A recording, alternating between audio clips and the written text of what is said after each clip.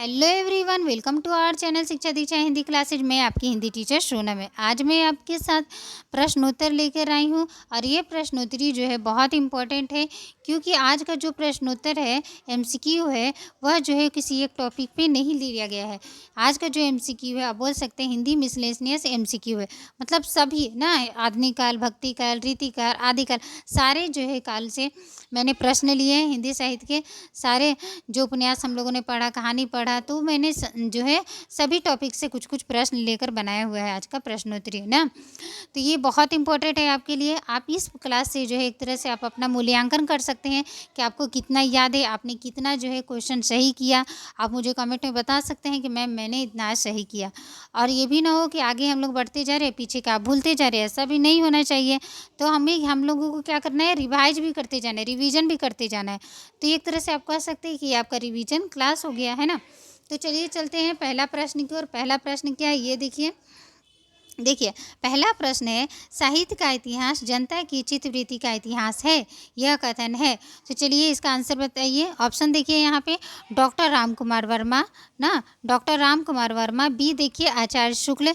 सी देखिए हजारी प्रसाद द्विवेदी। और डी देखिए डॉक्टर नगेंद्र। तो साहित्य का इतिहास जनता की चित्तवृत्ति का इतिहास है, यह कथन आचार्य शुक्ल का है। किसका है? आचार्य शुक्ल का। आचार्य शुक्ल ने अपनी पुस्तक हिंदी साहित्य का इतिहास में जो आगे का पेज है वहीं पे लिखा हुआ है। आदि काल को भी जो अपन काल नाम किसने दिया? दूसरा प्रश्न देखिए, आदि काल को भी जो अपन काल नाम किसने दिया? तो ऑप्शन देखिए डॉक्टर नगेंद्र। बी देखिए महावीर प्रसाद द्विवेदी। सी देखिए हजारी प्रसाद द्विवेदी। डी देखिए डॉक्टर विश्वनाथ मिश्र। तो आदि काल को भी जो अपन काल नाम किसने दिया है? तो महावीर प्रसाद द्विवेदी जी ने। किसने? महावीर प्रसाद द्विवेदी जी ने। आगे चलते हैं नेक्स्ट प्रश्न की ओर। ये देखिए, पृथ्वीराज रासो ना, पृथ्वीराज रासो के रचयिता कौन है? पृथ्वीराज रासो के रचयिता कौन है, चलिए बताइए। तो ऑप्शन देखिए, ए ऑप्शन में क्या है? ए ऑप्शन में आपका नरपति नाल है। बी देखिए जगनीक है। सी देखिए चंद्रवरदाई जी हैं। और डी देखिए इनमें से कोई नहीं। तो पृथ्वीराज रासो के रचयिता कौन है? चंद्रवरदाई। पृथ्वीराज रासो चंद्रवरदाई जी द्वारा लिखा गया है। ठीक है, आगे चलते हैं नेक्स्ट प्रश्न की ओर। चौथा नंबर में देखिए, दोहा या दूहा मूलतः किस भाषा का छंद है? इंपॉर्टेंट है। दूहा मूलतः किस भाषा का छंद है? ए देखिए प्राकृत। बी देखिए अपभ्रंश। सी देखिए हिंदी। या डी देखिए संस्कृत। दूहा मूलतः किस भाषा का छंद है? तो अपभ्रंश भाषा का। सही आंसर क्या होगा? अपभ्रंश होगा, बी नंबर। ठीक है, आगे चलते हैं। उक्ति व्यक्ति प्रकरण ग्रंथ का विषय है। उक्ति व्यक्ति प्रकरण ग्रंथ का विषय है। ऑप्शन देखिए, ए पुराण। बी देखिए प्रेम काव्य। सी देखिए भक्ति काव्य। डी देखिए व्याकरण। सही आंसर क्या होगा, चलिए बताइए। उक्ति व्यक्ति प्रकरण जो है व्याकरण ग्रंथ है। क्या है? व्याकरण ग्रंथ है। याद रखेंगे, पीजीटी एग्जाम में पूछा गया है। आगे चलते हैं, रासो काव्य परंपरा में गेय काव्य कौन सा है? रासो काव्य परंपरा में गेय काव्य कौन सा है? ये देखिए ऑप्शन देखिए, विसल देव रासो। बी देखिए परमाल रासो। सी देखिए वर्ण रत्नाकर। डी देखिए इनमें से कोई नहीं। तो रासो काव्य परंपरा में गेय काव्य जो है विसल देव रासो है। कौन सा है? विसल देव रासो। याद रखेंगे। आगे चलते हैं नेक्स्ट प्रश्न की ओर। तुलसीदास कृत रामचरितमानस किस भाषा में है ना? जो रामचरितमानस लिखा गया है वो किस भाषा में लिखा गया? ऑप्शन पढ़ते हैं, ब्रज भाषा। बी देखिए हिंदी। सी देखिए अवधी। या डी भोजपुरी। तो तुलसीदास जी ने जो रामचरितमानस जो है लिखी है, वह जो है अवधी भाषा में। कौन सी भाषा में? अवधी में पूछा जा सकता है, याद रखेंगे। आगे चलते हैं, निम्न ग्रंथों में से किसकी रचयिता तुलसीदास जी नहीं है? यहाँ पे नहीं पूछा है, ध्यान से पढ़ेंगे प्रश्न को। नहीं पूछा है ना, तुलसीदास जी नहीं है ना। तो देखिए ऑप्शन देखते हैं, वैराग संदीपनी। बी कृष्ण गीतावली। सी हनुमान चरित। या डी पार्वती मंगल। तो वैराग संदीपनी, कृष्ण गीतावली या पार्वती मंगल, ये तीनों रचनाएं किसकी है? तुलसीदास जी द्वारा रचित है। लेकिन हनुमान चरित तुलसीदास जी द्वारा रचित नहीं है। नेक्स्ट प्रश्न की ओर चलते हैं। देखिए नवा प्रश्न क्या है? नवा प्रश्न है, मधुमालती के रचनाकर का नाम बताना है ना। मधुमालती के रचनाकर का नाम, चलिए बताइए। ऑप्शन देखते हैं, ए कुतुबन। ऑप्शन ए कुतुबन ना। बी देखिए मंझन। सी देखिए जायसी। डी देखिए उस्मान। तो अब मैंने आपको, अगर पहले का वीडियो देखा होगा आपने, तो मैंने बताया भी था कि म से मधुमालती, म से मंजन, है ना। तो सही आंसर क्या होगा? मंझन। मधुमालती के रचनाकार कौन है? मंझन है। कौन है?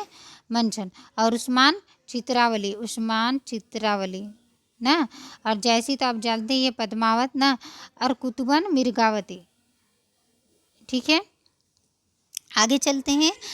मलिक मोहम्मद जैसी की रचना नहीं पूछा है इसमें, देखिए नहीं पूछा है, नहीं, मलिक मोहम्मद जैसी की रचना नहीं है। ऑप्शन देखिए चंदायन, बी देखिए अखरावट, सी देखिए आखिरी कलाम, और डी पद्मावत। तो आखिरी कलाम, पद्मावत, अखरावट, ये तीनों जो रचनाएं हैं ना, ये मलिक मोहम्मद जैसी द्वारा रचित है, याद कर लेंगे, इंपॉर्टेंट है। और चंदायन जो किसके द्वारा है, मुल्ला दाऊद जी द्वारा, चंदायन मुल्ला दाऊद ना। आगे चलते हैं नेक्स्ट प्रश्न की ओर। देखिए, सूफी साधना में ईश्वर की कल्पना किस रूप में की गई है? ऑप्शन पढ़ते हैं। सूफी साधना में ईश्वर की कल्पना किस रूप में की गई है? ऑप्शन देखिए तो क्या है, ये देखिए पढ़ते हैं। ए पति रूप में ना, ए पति रूप में, बी पत्नी रूप में, सी मित्र रूप में, या डी इनमें से कोई नहीं। तो सूफी काव्य साधना में ईश्वर की कल्पना पत्नी रूप में की गई है ना, पत्नी रूप में, क्या पत्नी होगा आंसर। 12 नंबर में चलते हैं। देखिए, सुमलित करना है, क्या करना है, सुमलित करना है। ए ऑप्शन मधुमालती, बी सर्वांगी, सी ज्ञानबोध, और डी नसीहतनामा। कौन है इसके रचनाकार? मधुमालती के रचनाकार कौन है? ऑप्शन इसमें कूट दिया गया है, इसको आपको मिलान करना है। जैसे ए का क्या होगा 4, बी का 2, सी का 3, डी का 1, और बी ऑप्शन में ए का 2 ना, बी का 3, सी का 4, डी का 1, सी में ए का 2, बी का 1, सी का 4, 3, डी का 3 ना, इस तरह से मैचिंग करना है। तो चलिए मैचिंग करते हैं। मधुमालती किसकी है बताइए?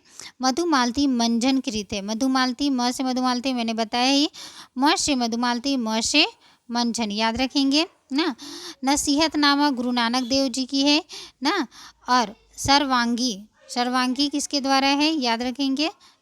ये देखिए, ए का 2, बी का 1, सर्वांगी रजब की है ना। और ज्ञानबोध किसकी है? तो ज्ञानबोध मल्लुक दास की है, ज्ञानबोध मल्लुक दास की है। इस तरह से मैचिंग हो गया। तो कौन सा आंसर सही है? सी ना, सी नंबर का आपका आंसर सही है। आगे चलते हैं नेक्स्ट प्रश्न की ओर। देखिए, आचार्य शुक्ल के अनुसार कबीर ने अपनी साखियों में साधुकड़ी भाषा का प्रयोग किया है। साधुकड़ी से क्या अभिप्राय है ना? सही आंसर बताइए। सही आंसर क्या होगा? ए ऑप्शन देखिए ब्रज भाषा मिश्रित पूर्वी खड़ी बोली, बी देखिए ब्रज भाषा मिश्रित खड़ी बोली ना, सी देखिए राजस्थानी पंजाबी मिश्रित खड़ी बोली, या डी देखिए 5 भाषाओं का मिश्रण वाली बोली। तो सही आंसर क्या होगा? सदुकड़ी भाषा का प्रयोग जो किया गया, सदुकड़ी से क्या तात्पर्य है? तो राजस्थानी पंजाबी मिश्रित खड़ी बोली। सी आंसर इसका सही है ना, सी है। ठीक है, याद रखेंगे, इंपॉर्टेंट है। रीति काल को श्रृंगार काल कहा है ना, ये मैंने पहले भी बताया है। रीति काल को श्रृंगार काल किसने कहा है? आचार्य शुक्ल ने, या फिर आचार्य विश्वनाथ प्रसाद मिश्र ना, या फिर मिश्र बंधु, या फिर डी, यहाँ पे डी होगा ऑप्शन ना, डी रामशंकर शुक्ल रसाल। तो रीति काल को श्रृंगार काल आचार्य विश्वनाथ याद रखेंगे। ठीक है, आगे चलते हैं नेक्स्ट प्रश्न की ओर। बिहारी कवि हैं ना।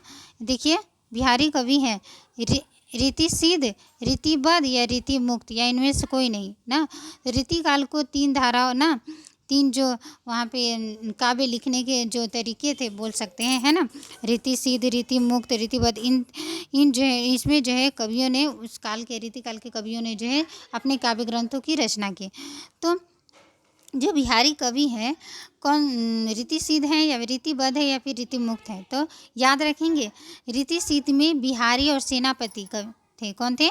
प्रमुख कवि और भी थे, लेकिन प्रमुख कवि थे रीति सिद्ध में बिहारी और सेनापति। ठीक है, याद रखेंगे। ए ऑप्शन सही होगा। क्या होगा? ए। घनानंद किस वर्ग के कवि हैं? ऑप्शन देखिए रीतिबद्ध, बी देखिए रीति मुक्त, या सी देखिए रीति सिद्ध, या डी देखिए छायावाद। तो घनानंद जो है रीति मुक्त के कवि है, रीति मुक्त याद रखेंगे। घनानंद, बोधा, आलम, ठाकुर, ये 4 कवि जो है ना रीति मुक्त के हैं। ठीक है, याद रखेंगे। आगे चलते हैं नेक्स्ट प्रश्न की ओर। भारतेंदु जी ने अपनी किस पत्रिका में स्त्री शिक्षा का वर्णन किया है? भारतेंदु जी ने अपनी किस पत्रिका में स्त्री शिक्षा का वर्णन किया है? ठीक है, देखिए ए ऑप्शन कवि वचन श्रुता, बी देखिए बालाबोधिनी, सी देखिए हरिश्चंद्र मैगजीन, या डी देखिए हरिश्चंद्रिका। सही आंसर क्या होगा? भारतेंदु जी ने अपनी किस पत्रिका में स्त्री शिक्षा का वर्णन किया है? बाला बोधिनी। कौन सी पत्रिका? बाला बोधिनी। ठीक है, आगे चलते हैं नेक्स्ट प्रश्न की ओर। द्विवेदी युग की समय सीमा है, द्विवेदी युग की समय सीमा है ना।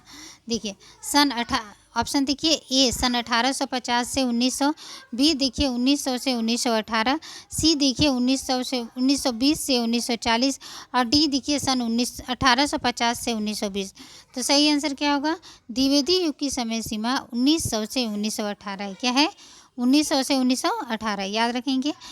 18वें प्रश्न की ओर चलते, ये देखिए, द्विवेदी युग को जागरण काल नाम किसने दिया?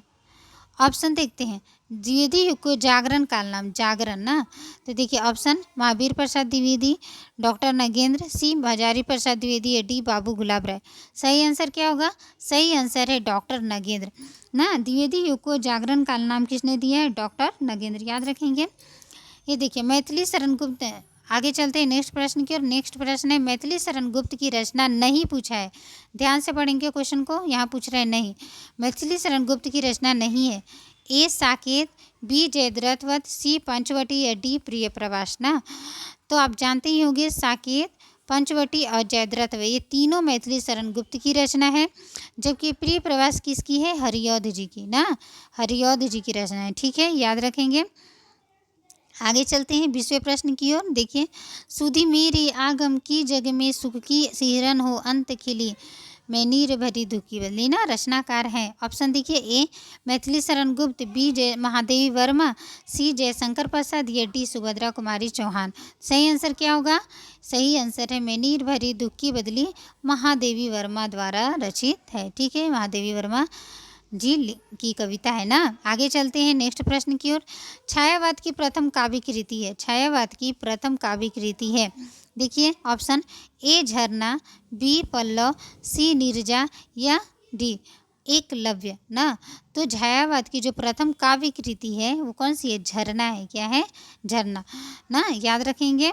आगे चलते हैं नेक्स्ट प्रश्न की ओर। प्रयोगवाद का प्रवर्तक माना जाता है ना, प्रयोगवाद का प्रवर्तक किसे माना जाता है? मुक्तिबोध जी को, option A, B Nemichandra Jain को, सी प्रभाकर माचवे को या डी अज्ञे जी को। तो मैंने बताया भी था कि प्रयोगवाद का प्रवर्तक अज्ञे जी को ना, अज्ञे जी को माना जाता है, याद रखेंगे। 23वें प्रश्न की ओर चलते हैं। किन कवियों को राहों का अन्वेषी कहा जाता है? किन कवियों को राहों का अन्वेषी कहा जाता है? किन कवियों को राहों का अन्वेषी कहा जाता है? ऑप्शन देखते हैं, पहले पढ़ते हैं। ए तार सप्तक के कवियों को, दूसरे सप्तक के कवियों को, तीसरे सप्तक के कवियों को, चौथे सप्तक के कवियों को। सही आंसर क्या होगा? तो राहों का अन्वेषी तार सप्तक के कवियों को कहा जाता है, याद रखेंगे। सही ऑप्शन क्या होगा? ए ना। आगे चलते हैं नेक्स्ट प्रश्न की ओर। ये देखिए, ठेठ हिंदी का ठाठ तथा अध खिला फूल किसके उपन्यास है? ठेठ हिंदी का ठाठ तथा अध खिला फूल किसके उपन्यास है ना। ये देखिए, ठेठ हिंदी का ठाठ तथा अध खिला फूल किसके उपन्यास है? ऑप्शन पढ़ते हैं, ये देखिए ना, ऑप्शन क्या है? राधा कृष्ण दास, बी गोपाल राम गहमेरी, सी प्रेमचंद जी या डी हरिऔध जी। तो ठेठ हिंदी का ठाठ तथा अध खिला फूल अयोध्या से उपाध्याय हरिऔध जी द्वारा कृत उपन्यास है, याद रखेंगे, इंपॉर्टेंट है। अच्छा, 25वें प्रश्न की ओर चलते हैं। श्यामा स्वप्न की रचनाकर, श्यामा स्वप्न की रचनाकर है ना। ऑप्शन देखते हैं, ए अयोध्या से उपाध्याय, बी गोपाल राम गहमेरी, सी ठाकुर जगमोहन सिंह या डी हरिऔध। श्यामा स्वप्न के रचनाकर हैं, याद रखेंगे, ठाकुर जगमोहन सिंह। कौन है? श्यामा स्वप्न के उपन्यास है, श्यामा स्वप्न ना, तो उपन्यास है, और श्यामा स्वप्न के रचनाकर कौन है? ठाकुर जगमोहन सिंह। नेक्स्ट प्रश्न की ओर चलते हैं। प्रेमचंद जी का उपन्यास नहीं पूछा है, ध्यान से पढ़िए, प्रेमचंद जी का उपन्यास नहीं है, नहीं ना, प्रेमचंद जी का उपन्यास पूछ रहा है, नहीं है। तो ये देखिए निर्मला, बी देखिए गबन, सी देखिए गोदान और डी देखिए कंकाल। निर्मला, गबन, गोदान ये तीनों क्या है? प्रेमचंद जी का ही उपन्यास है ना। और कंकाल क्या है? जयशंकर प्रसाद जी का है, जयशंकर जयशंकर प्रसाद जी द्वारा रचित उपन्यास है। तो नहीं पूछा है तो ये क्या हो गया, कंकाल जयशंकर प्रसाद जी की है ना, तो ये नहीं होगी ना। सही आंसर क्या होगा, डी। गबन एक नारी की आभूषण प्रियता पर आधारित है।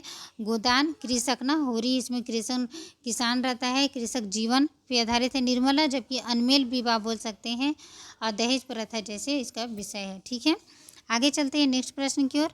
झूठा सच उपन्यास ना, झूठा सच जो है उपन्यास है, झूठा ना, तो बताइए इसका सही आंसर क्या होगा।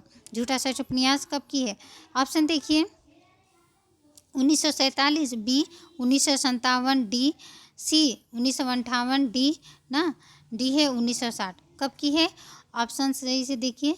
झूठा सच उपन्यास यशपाल जी द्वारा कृत है और देश विभाजन का इसका विषय बनाया गया है।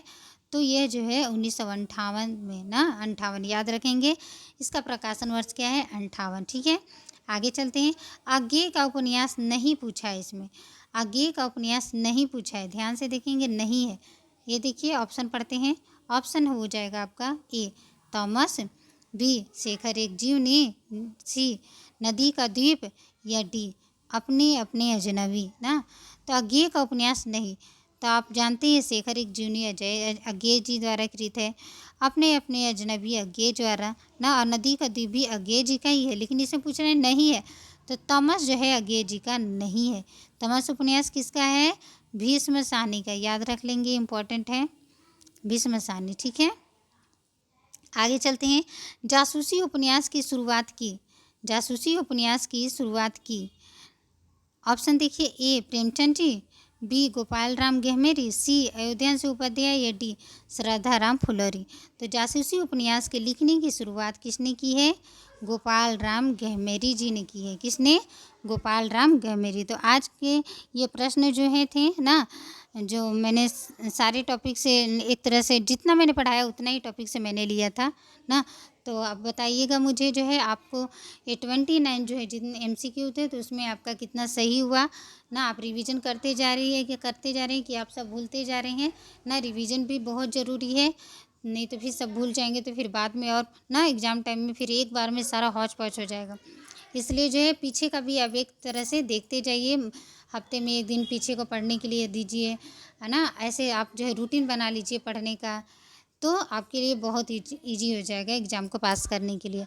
तो आज के लिए इतना ही, मिलते हैं नए वीडियो में फिर नए टॉपिक के साथ। और अगर ये वीडियो अच्छी लगी हो तो प्लीज़ लाइक शेयर सब्सक्राइब अवश्य करें। अगर वीडियो मेरे चैनल पे आप नए हैं तो प्लीज़ मेरे चैनल को आप सब्सक्राइब कर लेते, ताकि नए वीडियो का जो है आपको नोटिफिकेशन मिलती रहे। तो थैंक यू एवरीवन, मेरे साथ बने रहने के लिए और वीडियो को देखने के लिए थैंक यू।